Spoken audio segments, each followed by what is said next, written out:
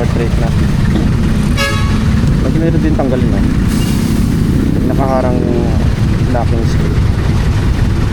Hindi yung masungkit yung hirap sungkitin ng magnet mount para mag-unlock.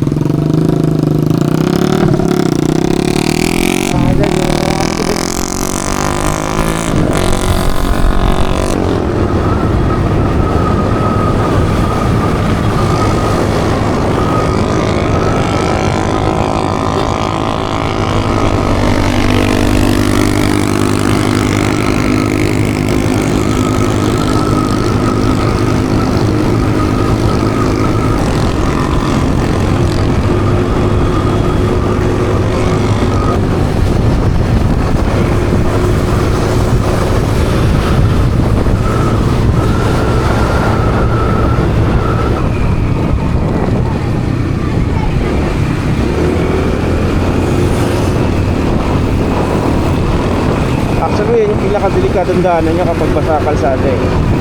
Madudulas yung gulong nyo dyan. Papansin nyo na lang bigla yung rear wheel, bigla na lang mag-slide.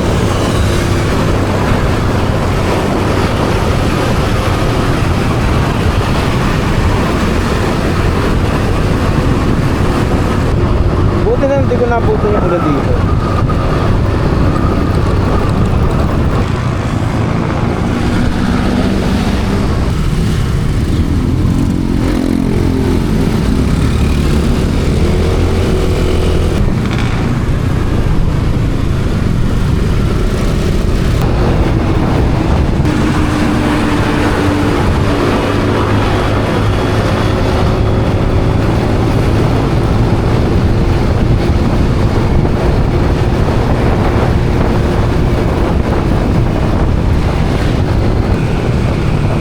So dito yung problema sa portrait mode eh. Yan o, hindi siya nasasarado dahil yung camera mismo ay nakatayo, naka-portrait siya pataas. Dudundo niya yung visor pag ibaba, which is magre-resulta ng muffled voice, lalo kapag ganitong wala ka pang wireless mic sa loob ng helmet, hindi naka-install at camera lang, hindi makukontain yung voice, yung boses sa loob ng helmet.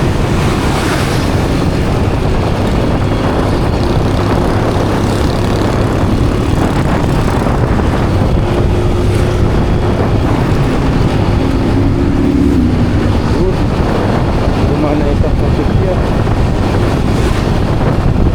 Well, sa tingin ko dito naman po-conclude yung video. Let's start it up. Initial first ride, straight out of box video ride testing dahil malapit na akong makauwi. Titignan ko pa quality dito mamaya kapag nakauwi na ako at nakakonect na sa aking mukha. Doon ko pa matitesting.